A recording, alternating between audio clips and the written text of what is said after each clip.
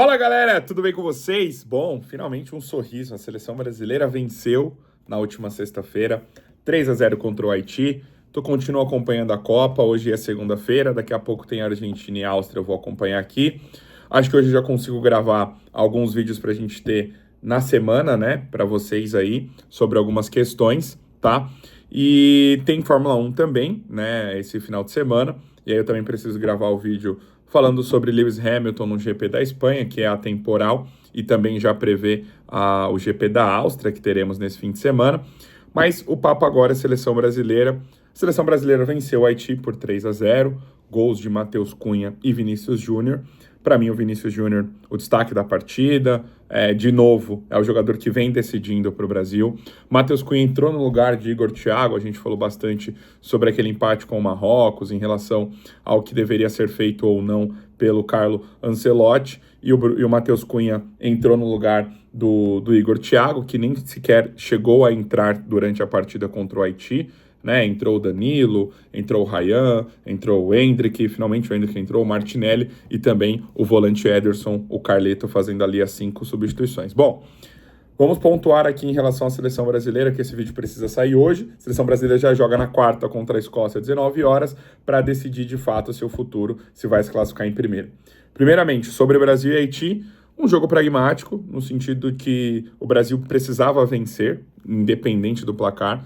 Venceu com 3-0 clássico, para alguns é goleada, para outros não. Não tomou o gol de uma seleção que tecnicamente é bem mais fraca do que a seleção brasileira. Então, ou seja, já não tem mais tantas críticas assim ao sistema defensivo quando não sofre gol.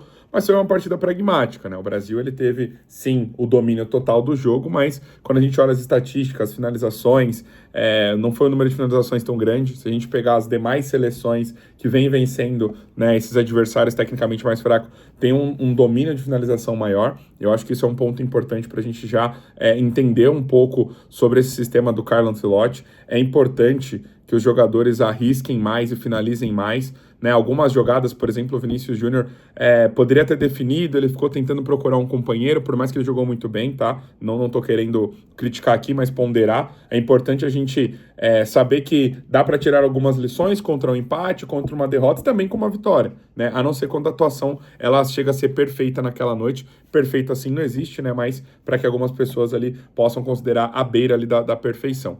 Então, um jogo pragmático, 3-0, o Marrocos apenas venceu a Escócia por 1-0, então vamos ver como que Marrocos vai sair diante do Haiti. O Brasil precisa vencer a Escócia, fazer bom saldo para se garantir na primeira colocação. Jogo pragmático, o Rafinha saiu machucado, é uma pena. Eu particularmente critiquei bastante o Rafinha durante os 90 minutos, mas a gente não espera que nenhum jogador, nenhum dos jogadores da seleção brasileira se machuque ou tenha algum problema. Se a gente acha que o jogador não está merecendo a titularidade ou nem está merecendo entrar durante a partida, é um ponto, mas o jogador é um atleta, é brasileiro e pode ajudar. E o Rafinha fez uma boa temporada no Barcelona, vem de bons anos jogando aí consecutivamente, sendo um dos principais jogadores brasileiros na Europa. Então, não é interessante que a gente perca o Rafinha, né? Não é interessante. É importante que a gente tenha cada vez mais opções. Se o Ryan no dia não tá bem, vai o Martinelli. Se o Martinelli não tá bem, vai o Endrick. Se o Endrick não tá bem, vai o Rafinha. O que a gente sempre critica são as decisões do Ancelotti em relação a manter, por exemplo, o Rafinha naquele jogo contra o Marrocos durante 90 minutos. Esse é o ponto, tá? Ele também não fez uma boa partida enquanto esteve em campo contra o Haiti, né, ficando ali a cargo do Vini Júnior e companhia, conseguir carregar o Brasil. Um gol que saiu bem cedo, como planejado, então foi um jogo tranquilo, mas quando a gente olha as estatísticas, não foi aquele domínio amplo. O Brasil, na minha concepção, precisa começar a finalizar mais, tá? Se o Brasil quer controlar a posse de bola, ok, não tem problema, mas precisa finalizar, porque quanto mais finalizações, independentemente se elas forem no alvo ou não, você começa a deixar o adversário com um pouco mais de receio, de subir, de atacar, e querendo ou não, em algum momento vai falhar. Alguma bola vai sobrar, vai desviar no zagueiro, e aí quem tiver próximo à área vai poder chegar. Então é importante finalizar, trago essa ressalva. Esse é o primeiro ponto, fechamos aqui Brasil e Haiti. Falando de Neymar, lembra que aqui eu fiz um vídeo que o planejamento, se tudo tivesse ocorrendo muito bem, era que o Neymar jogasse pelo menos 20 minutos contra o Haiti? Não, isso nem aconteceu. O jogador nem viajou para o jogo do Brasil e Haiti, ficou em New Jersey fazendo os tratamentos. Hoje de manhã, hoje estou gravando na segunda-feira, tá? E vai ao ar segunda-feira. Então não tem problema, mas só pra galera que quem vê esse vídeo depois e tudo mais, entender o contexto cronológico do assunto. Neymar treinou com um grupo, o Alisson ficou um pouco separado ali, fez mais um trabalho dentro da academia, mas não é dúvida para o jogo contra a Escócia. E muito se fala, né? Porque perguntaram para o Ancelotti na coletiva, ele falou, não, o Neymar vai jogar, mas não sei se o pessoal entendeu se ele vai ser relacionado, se ele vai jogar, se ele vai entrar como titular, se ele vai ter alguns minutos. Porém, agora é um ponto importante. Se o Neymar tiver condições de pelo menos 10 minutos, coloque-o. Ele precisa tirar esse peso da estreia de uma Copa do Mundo. Ele precisa, não que ele é um jogador que tá com essa pressão, mas estreia deixa todo mundo nervoso, até o Messi, até o Mbappé, enfim, todo mundo é normal. Então tirar esse peso da estreia, ter ritmo de jogo, isso é muito importante. Essa Copa do Mundo, eu que tô vendo os jogos deles são muito físicos, e aqui, ó, bate na madeira 3 vezes, o Neymar precisa tomar muito cuidado. Eu sempre disse isso ao longo da carreira do Neymar, durante Santos, Barcelona, mas acho que principalmente no PSG para mim ficou claro.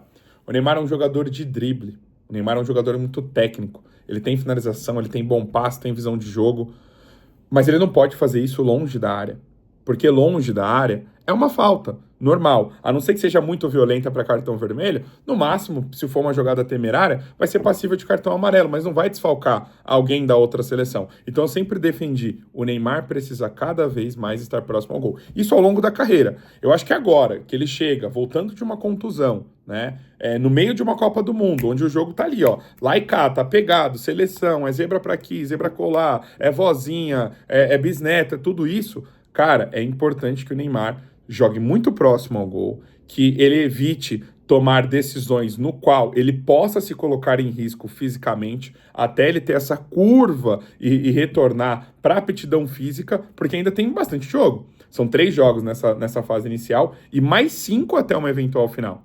São mais 5 jogos até uma eventual final. Então ele não tá nem perdendo a metade da Copa. Então, assim, o máximo que o Neymar puder ficar em campo seria importante. Entraria com o Neymar titular? De novo, não. É um jogador que está voltando de lesão. É um jogador com mais potencial técnico dentro do time. Mas é a Escócia. Não importa. A Escócia, ela venceu o Haiti. A Escócia está buscando garantir a sua vaga para a próxima fase. São os melhores terceiros colocados. Então a gente tem Brasil com 4 pontos, né, e 3 gols de saldo. Marrocos com 4 pontos e 1 gol de saldo, e nós temos a Escócia com 3 pontos, né, e 0 gols de saldo, porque ganhou de 1-0 do Haiti e também perdeu, deixa eu só ver aqui, gols marcados, isso mesmo, ganhou de 1-0 do Haiti e perdeu de 1-0 para Marrocos, inclusive o gol de Marrocos e Escócia, eu consegui assistir, Marrocos fez o gol muito cedo, tá, mas a Escócia pressionou Marrocos. A Escócia pressionou Marrocos, então não acha que essa Escócia é um time bobo, não. É obviamente que, dentre os 3 adversários, o Marrocos ele era o mais difícil, o Haiti mais acessível tecnicamente, só que a Escócia ela tá ali beirando um nível um pouco acima do Haiti, mas também abaixo consideravelmente do Marrocos. Mas é uma seleção que pode endurecer o jogo contra o Brasil. Então, pensando que o Brasil precisa do resultado, porque se o Brasil empata, tem um detalhe, tá? Aí já fica o spoiler para vocês. O Brasil, em primeiro lugar, o Brasil joga na próxima segunda-feira, 29 de junho, às 14 horas. Aí todo mundo que é CLT, inclusive eu, né? Vai estar todo mundo feliz porque vai ter jogo no meio do expediente ali, do horário, que a gente fala no horário comercial, né? Todo mundo, tem gente que trabalha de madrugada e tudo mais, então talvez possa não afetar. Mas falando ali pro brasileiro médio, né? O CLT raiz ali, que trabalha das 8 às 5, das 8 às 6, das 7 às 4, das 7 às 5, 14 horas seria se o Brasil passar em primeiro. Se o Brasil passar em segundo, por exemplo, o jogo já é 10 da noite. Então é mais um jogo de noite ali para a rapaziada que gosta, né, daquelas folgas ou aquelas saídas temporárias do trabalho para poder ver o jogo da seleção brasileira. Bom, então é importante que o Brasil passe em primeiro, o Brasil precisa vencer a Escócia, e o Marrocos agora ele está com a situação mais tranquila, porque ele depende ali da sua questão de saldo, né? Ele sabe que ele precisa vencer minimamente o Haiti por 3 gols de saldo, então 3-0, 4-1, minimamente ele precisa fazer isso, para ele poder estar em competição de competir com o Brasil, ficou ruim, hein? Ficou... podia ter usado uma palavra melhor, desculpem. Mas ele está apto ali para poder competir, porque se o Brasil ganha da Escócia por um gol de saldo, né, vamos supor um 1-0, né, que foi o mesmo placar do Marrocos. E o Marrocos faz 3-0 para o Brasil, eles estarão em pé de igualdades, em pontos, gols marcados, gols sofridos. E aí há outros critérios de desempate. O confronto direto não dá, porque foi empate, e aí há outros critérios, então fica um pouco mais denso. Então, minimamente, o Marrocos precisa de 3 de saldo para sonhar com a primeira posição. E o Brasil, sabendo disso, para ficar mais tranquilo, eu acho que se o Brasil fizer 3 de saldo, que eu acho que não vai fazer, mas pelo menos 2 de saldo, que esse seria meu palpite, 2-0 contra a Escócia. Espero estar errado, o Brasil poder fazer mais, mas minimamente 2-0, eu acho que um 2-0 é tranquilo garantir. Porque mesmo o Marrocos sendo superior ao Haiti, eu acho difícil o Marrocos conseguir fazer 6 de saldo contra o Haiti. Um 6-0, um 7-1, eu acho que isso aí não vai ser muito viável.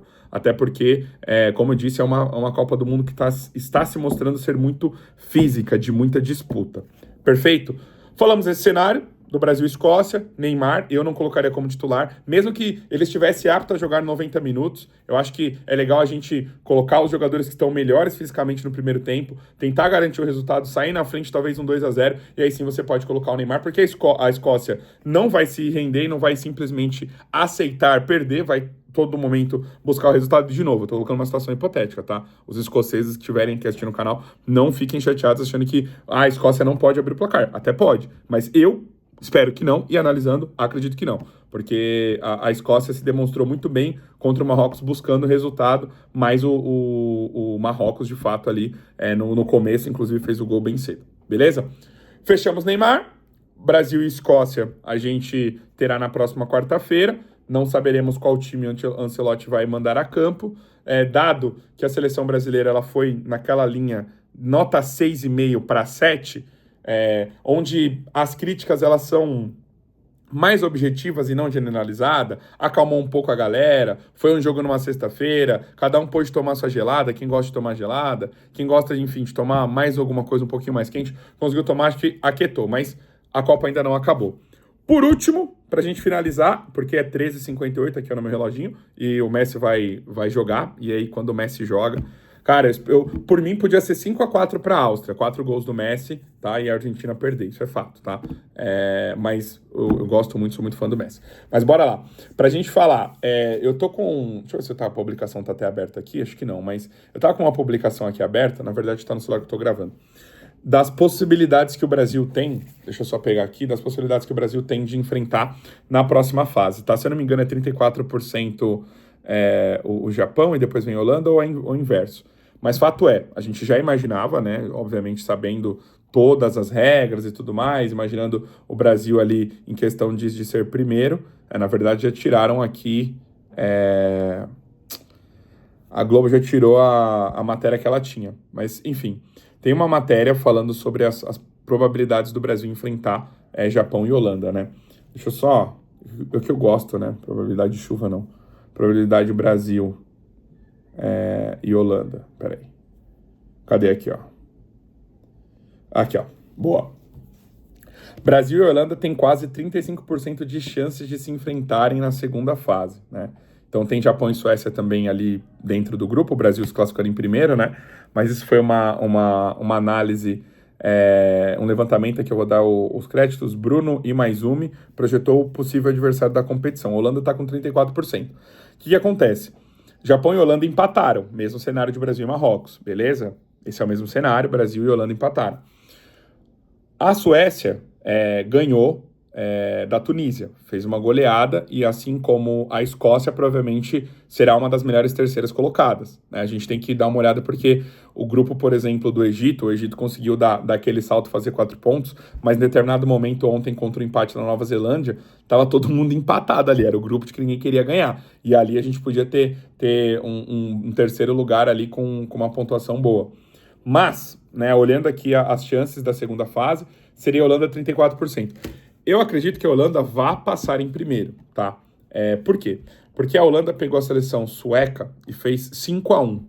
Eu acho que o Japão tem condições totais de ganhar da Suécia, mas lembrando, A Suécia, ela não tá morta, ela pode se classificar em segundo, tá? A Suécia, ela pode se classificar em segundo. Então não é um jogo no qual a Suécia não vai querer vai entrar para não tomar gol do Japão, ela pode acabar ganhando.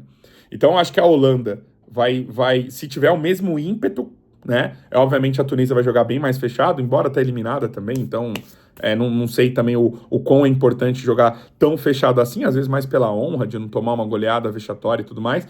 Mas a Holanda provavelmente vai fazer uns 4 de saldo, assim como fez contra a Suécia. Contra a Tunísia. E aí eu não sei se o Japão vai ganhar por 4 gols de diferença contra a Suécia. E se o Japão ganhar, eu tô projetando um jogo meio doido. Inclusive, acho que no bolão eu coloquei acho que 3-2, né? Acho que eu fiz os palpites ontem. Pô, no bolão dei mole, cara. Eu esqueci de jogar Egito e Nova Zelândia. Eu ia jogar 2-1 Egito, tava na minha cabeça, foi até 3-1, mas pelo menos eu faria uns pontinhos, eu dei mole ali. Acho que agora vai ser difícil, porque tem um moleque lá que o bicho ele tá imparável lá, tá na liderança ali, mas no bolo eu tô em quarto, né, no bolão, mas o bolo ali tá bem bacana. Então, tô figurando no G4 durante toda a competição. Não saí do G4, permaneço lá, mas aí eu dei mole porque era um resultado que ia dar alguns pontinhos para mim, mesmo eu não tendo acertado o placar exato. Mas vamos lá. Japão e Suécia tem muita coisa em jogo, né? O Japão não vai querer ser classificado como terceiro colocado do grupo, porque ele vai ter que enfrentar o primeiro lugar de algum outro grupo, e a Suécia pode, numa vitória magra, ali surpreender. Então, eu acho que dificilmente a gente enfrenta a Holanda, tá? Porque seria, para mim, não uma zebra igual Espanha e Cabo Verde, mas seria uma zebra muito grande a Holanda não conseguir vencer a Tunísia, tá? O Equador já me deixou muito pistola. Nossa, o Equador, ele me ferrou. Ele me ferrou. A Turquia me ferrou. A Bélgica nem se fala também. Para mim, a Turquia já tá eliminada, né? Mas se a Bélgica não se classificasse, seria muito bom, porque peguei raiva, sabe? A Bélgica, a gente ficou com essa Bélgica que eliminou a gente em 2018, aquela seleção que tinha ido Hazard, De Bruyne novinho, cara, não é mais a mesma seleção Bélgica. A Bélgica vai voltar a ser a Bélgica como sempre foi durante a história, tá? Uma seleção que é conhecida na Europa, mas não passa de ser conhecida na Europa, tá? Essa seleção belga aí não tá empolgando nada. E o De Bruyne ainda não mostrou pra mim, eu vi os 2 jogos, tá? Não mostrou muito pro que veio, não sei o que tá acontecendo com o Kevin. Mas eu acho que o Brasil provavelmente vai enfrentar o segundo colocado, porque vai se classificar em primeiro, e esse segundo colocado não vai ser a Holanda. Aí vai ficar entre Japão e Suécia, tá? O Japão e a Holanda, ambos seriam pedreira. A Holanda tem um time melhor do que o Japão, tá? Principalmente ofensivamente. Individualmente pode prejudicar muito o Brasil. Porém, eu acho que esse sistema que o Japão tem, o Japão é muito aplicado taticamente. Se o Brasil enfrentar o Japão, não achem que vai ser como antes. Óbvio, o Brasil pode enfiar uns 4 e vocês colocarem jornalista burro, analisa errado. Mas, cara, é só olhar os jogos do Japão. Vocês podem olhar no YouTube, na Cazé TV, tá de graça aí os 104 jogos, continua lá. Só vocês pegarem os jogos do Japão, principalmente controlando. É uma seleção muito aplicada taticamente. Vai dar trabalho pro Brasil. Só que individualmente não tem alguém que possa decidir, vai ser mais pelo coletivo, né? E no caso da Holanda já tem mais jogadores que poderiam decidir. Obviamente é preferível pegar o Japão, mas eu queria salientar, cara, que não vai ser fácil, tá? Não vai ser fácil. Enfrentar o Japão agora, em 2026, para mim tá equivalente, tá? Para mim tá equivalente a enfrentar a Croácia em 2022, nas quartas. Tá equivalente. E detalhe, o Japão veio com os desfalques para essa Copa do Mundo. A seleção não está no seu ciclo. Tudo bem que a gente também não teve Rodrigo, Estevão e tudo mais, só que a gente tem mais peças de reposição do que a seleção japonesa. Mas eu acho que está equivalente à questão do confronto, tá? Porque a Croácia vem fazendo, sim, boas Copas, chegou à final e tudo mais, mas, né, de novo, os jogadores estão também mais velhos, né, não tem nenhum novo croata despontando, porque durante os ciclos de 18 e 22... de 14 ali pra frente, né? Perisic, Rakitic, o Modric, todo esse trio aí, todos esses hits, Sinusite, Frescurite, Rinite, todos esses hits aí, cara, estavam novos, estavam bem e nos auges ali da sua carreira, né? Agora já tá, obviamente, num declínio físico natural de um jogador, de um atleta profissional, e o esporte tá muito forte nessa questão da parte física. A Copa do Mundo, como eu falei desde o começo do vídeo, tô aqui falando, tá uma Copa do Mundo que tá se mostrando muito física, de muita competição física. Vide Costa do Marfim e Alemanha. Tá? E a Alemanha, por exemplo, das seleções da Europa, é uma seleção que tem um porte físico legal, mas, cara, a Costa do Marfim tava ganhando ali alguns duelos, alguns arranques que era na pura força física. Que, aliás, Costa do Marfim é uma seleção que merecia uma análise. Bom, gente, 5 minutos, a partir das 14, já passou, o Messi tá em campo, tomara que já tenha feito 2 gols, né? Eu acho que eu joguei 3-0 Argentina e Áustria. Bom, bolão, tem que fazer isso aí mesmo. Mas é isso, o videozão aqui do Brasil. Terminando a Argentina e Áustria, eu volto aqui para poder gravar mais alguns conteúdos que eu fiquei devendo falar de algumas seleções. Agora a gente já tem um panorama um pouco melhor, é bom que a gente já fala provisionando aí a terceira rodada, né? É óbvio que vai ter Inglaterra e Croácia amanhã e tudo mais, mas as seleções, eu acredito que a Croácia, mesmo perdendo a Inglaterra, tá muito bem encaminhada para poder se classificar como segunda do grupo. Mas vamos ver, né? Porque a Gana pode acabar surpreendendo. Galerinha, tamo junto, deixa aí nos comentários, me ajuda aí, compartilha com a galera, vai, não sou muito de pedir like não, mas compartilha com a galera só pra se inscrever, só pra dar essa moral, nem que seja pra me xingar, mas vamos fazer uma comunidade. Cara, é complexo, né, o YouTube ele tem uma dinâmica um pouco complexa, né, não vou dizer injusta, mas até você atingir a parte da monetização, e a monetização não é nem porque você vai começar a ganhar dinheiro, não é assim, tá, eu tenho um outro canal monetizado que não é essas mil maravilhas, mas até uns 1.000 inscritos ali, você demora muito, é complexo, o algoritmo às vezes parece que não entrega, porque você tem que entender, né, como que você está fazendo conteúdo, as capas e tudo mais, e eu quero que vocês coloquem isso como feedback, porque a minha intenção é melhorar. Eu acho que eu tenho muito para poder agregar, para falar de vários esportes aqui, não só de futebol, mas obviamente está aproveitando o hype da Copa do Mundo, que acontece de 4 em 4 anos, mas quero falar muito de NFL aqui, que eu acompanho bastante, Fórmula 1, que eu já venho falando, e eu quero continuar falando também, mas ajuda aí, pede pra galera se inscrever, mas pede pra aquela pessoa que gosta, tá? Porque senão, no começo, se você, vou pedir aqui pra minha tia, pra minha avó, tudo bem, vou agradecer pela inscrição, mas às vezes a pessoa vai clicar no vídeo, já vai sair, e aí vai meio que dizer pro YouTube, esse conteúdo não é interessante, clicou e já saiu. E na verdade era aquela pessoa que não consumia muito aquele conteúdo. Mas dá aquela moral pra nós, por favor? Quem sabe, né? A gente não pode sair aí de um CLT e viver de jornalismo esportivo, né? Estudei pra isso, espero que consiga. Mas dá essa moral pra nós, beleza? Ó, tamo junto, vou deixar o videozão aí e é nóis. Valeu, fui!